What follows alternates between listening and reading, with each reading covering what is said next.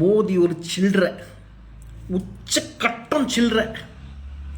எவ்வளோ தாட்டி ப்ரூவ் பண்ண முடியும், எப்படி ப்ரூவ் பண்ண முடியும்? இதை கேளுங்க. எப்பிஸ்டின்ட்டு ஒன்று ஆறு, ஜெஃப்ரி எப்பிஸ்டின் நினைக்கிறேன். ஒரு புரோக்கர், ஒரு பிம்ப், யங் கேர்ள்ஸ் எல்லாம் சப்ளை பண்ணுவான். யங் கேர்ள்ஸ், வர்ஜின், நீ அது இதுன்ட்டு சொல்லிட்டு வேறு ப்ராக்கெட் பேர் கொடுத்து பொலிட்டீஷியன்ஸ்க்கு சப்ளை வேலை பண்ணிகிட்டு இருந்தான். இஸ்ரேலுக்கு சேர்ந்தவன், மொசாடோட ஏஜென்ட்டுக்கிறாங்க நிறையா பேர். ட்ரம்ப்போட பேரும் அந்த ஃபைல்ஸில் இருக்குது. ட்ரம்ப் வந்து எப்பிஸ்டின் கூட நின்று நிறையா ஃபோட்டோஸ் இருக்குது.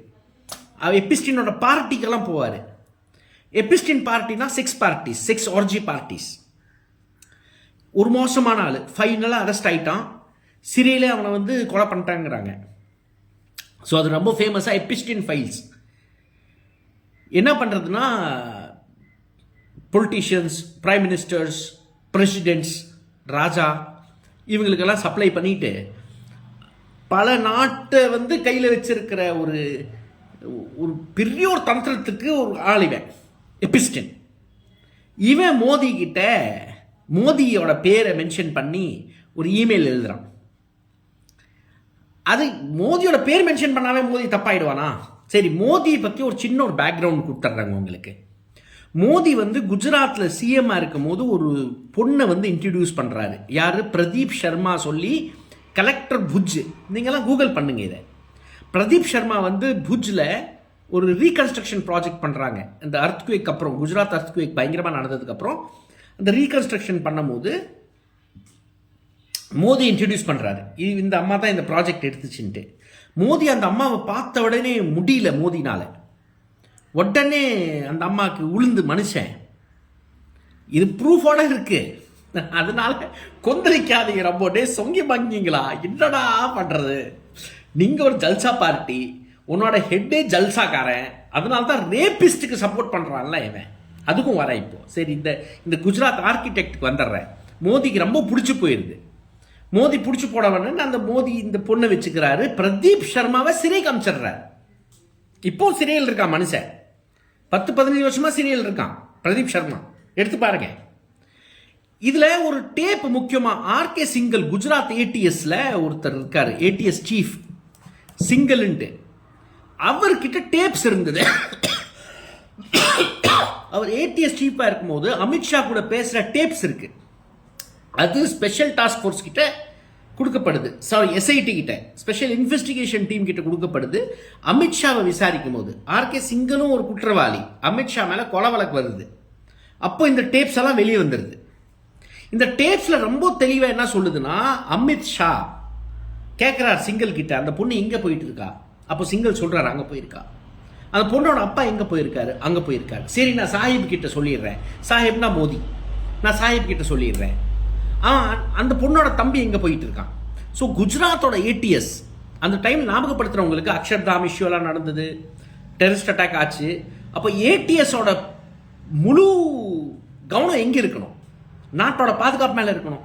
ஆனா ஆன்டி டெரரிஸ்ட் ஸ்குவாடோட முழு கவனம் மோடிக்கு எந்த பொண்ணு பிடிச்சிருக்கோ, மோடி எந்த பொண்ணை வச்சுக்கிட்டாரோ அந்த பொண்ணும் அவங்க ஃபேமிலியை துரத்துறதுல, வர்றதுல, போறதுல இருக்கு. ஸோ இந்த மோடி, இந்த கொடுமையான மனுஷன் மோதியோட பேரு ஜெஃப்ரி எப்பிஸ்டின் அவர் ஃபைல்ல மென்ஷன் பண்றாரு. என்னங்கிறாரு? ஆஸ் பர் அட்வைஸ் மோதியை இஸ்ரேல் போயிட்டாரு. அங்க ஆடினாராம், பாடினாராம், யுஎஸ் பிரசிடென்ட்காக பண்ணாராம். அதெல்லாம் நம்ம சொன்ன மாதிரி நடந்துருச்சுங்கிறாரு.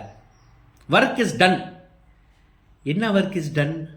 ஒரு பொம்பளை புரோக்கரு, ஒரு பொம்பளைன்னு சொல்ற வார்த்தையை தப்பா இருக்குங்க, ஒரு broker who is pushing woman to flesh trade.